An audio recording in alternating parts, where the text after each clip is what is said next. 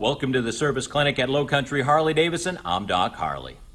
Harley-Davidson and the V-Twin, an American icon. A piece of engineering that has lasted through history. Proven engineering. Today we're going to talk about the Pushrod Cover Assembly. Now stay with me because I've got a tech tip for all you Milwaukee 8 owners. All right. Harley-Davidson motors expand, of course, when they get up to operating temperature, and so Harley-Davidson designed the pushrod cover to keep the oil and the air tightly inside. Let's take one apart and explain a little bit more.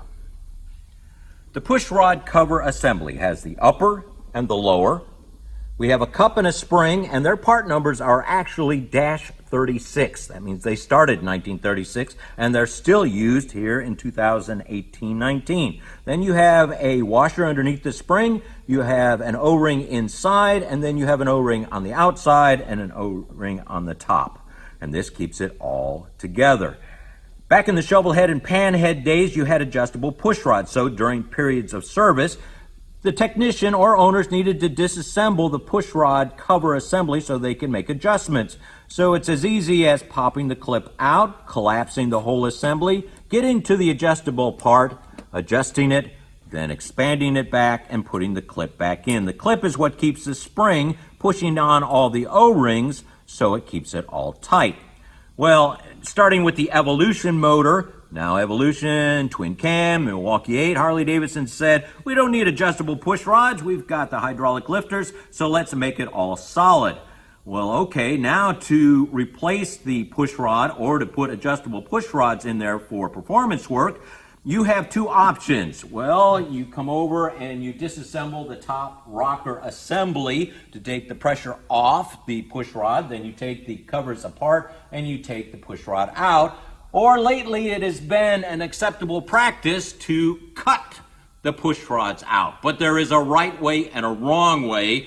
Please read the instructions and do it right, because you can get yourself in a whole lot of trouble and add a whole lot of metal to the inside of your motor. Okay. Why would I need adjustable push rods? Well, when you put a different cam than the stock Harley-Davidson cam, they have different profiles, so you need adjustability to adjust to that new cam. So when you purchase a Screaming Eagle adjustable pushrod kit, you get the adjustable push rods, the appropriate O-rings, and you get a shorter lower assembly and a taller clip. Why? So you can collapse this whole assembly in the motor, do your adjustments just like the old shovel head days, and then since you put a shorter lower end in, you need a taller clip to keep that pressure. Now here's the tech tip for you Milwaukee 8 owners. All right, when they designed the Milwaukee 8 lower, they put the O-ring inside and made it part of the assembly. So they got rid of the washer. You just put the spring in the cup. Well, when you purchase the Screaming Eagle adjustable push rod set for the Milwaukee 8, you get the early style lower part. So you need to purchase 4 of these washers. The part number is 6762B. You need 4 of them so you can use the earlier style lower end.